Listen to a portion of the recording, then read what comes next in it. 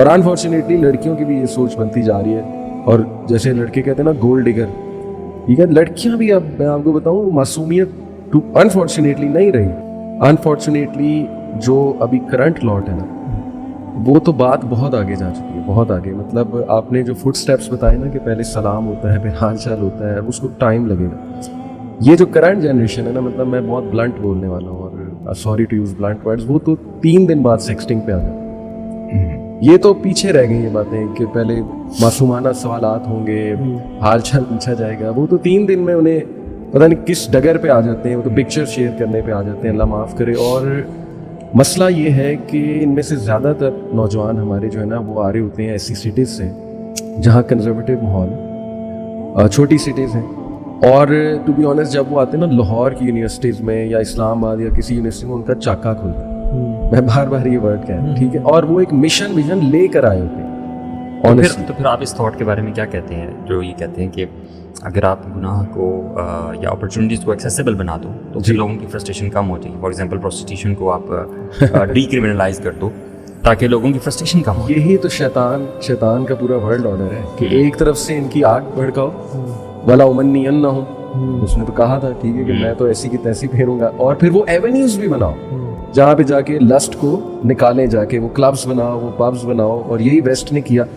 और ये अब अनफॉर्चुनेटली हमारे भी सोशल साइंटिस्ट कह रहे हैं ऐसा करना पड़ेगा, या स्पोर्ट्स में लगाओ इनको, या जो है फिर ठीक है वो खोलो ब्रॉथल्स, तुम भी खोलो और वहाँ पे जाके फ्रस्ट्रेशन निकालें। और इसमें फिर वाइफ पे डिपेंडेंसी नहीं रहेगी। शेख, मैं सॉरी बात कर, मेरा पॉइंट ये कि आप लोग ये समझें कि ये बहुत ख़तरनाक जनरेशन है।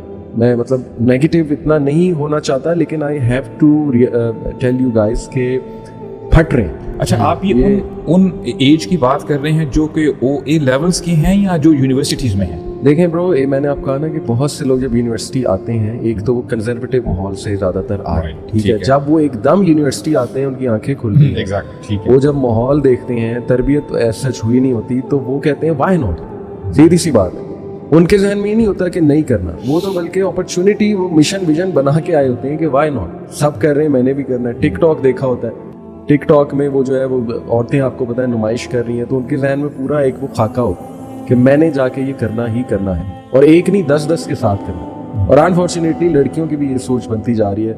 और जैसे लड़के कहते हैं ना गोल्ड डिगर, ठीक है, लड़कियां भी, अब मैं आपको बताऊं, मासूमियत टू अनफॉर्चुनेटली नहीं रही। एक्चुअली वो बढ़ावा दे रहे हैं ना ये सारी इस एक्चुअली मैं समझता हूँ कि हमने प्रॉब्लम आइडेंटिफिकेशन बहुत अच्छे तरीके से कर ली, and a lot of people already know what the problem is.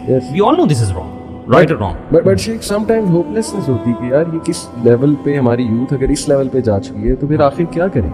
अच्छा, वो इसलिए ये बार-बार इसमें ना मजीद आपका क्या ख्याल है इससे? शेख, मैं खुद ब्लैंक हूँ टू बी ऑनेस्ट। अगर मैं इस पे सोचूं, उनके शूज में आके देखूं, तो मैं होता, मैं तो भाग जाता। नहीं, इसमें ना करंट स्टेट में होता, उस माहौल से ही भाग जाता। हाँ, लेकिन मैं इसमें ब्रो सबसे बड़ा प्रॉब्लम समझ, ये तो वो सब्जेक्ट है ना जो उस चीज़ में पड़ा हुआ है। सबसे बड़ा जो मुझे प्रॉब्लम लग रहा है वो इन्फ्लुएंस का लग रहा है। वो समझदार लोग जो मीडिया के पीछे बैठे हुए हैं, जो कि डिज़ाइन करते हैं ये सब कुछ कि हमने इन लोगों को कैसे इन्फ्लुएंस करना है। You see, if you remove the media influence, social media influencers आपके होंगे, आपके टीवी चैनल्स होंगे, आपके मूवीज़ ड्रामाज होंगे, आप, मैं ये नहीं कह रहा कि जो वेस्ट से आ रहे हैं, वो वेस्ट से जो आ रहे हैं आप उनको बैन कर सकते हो,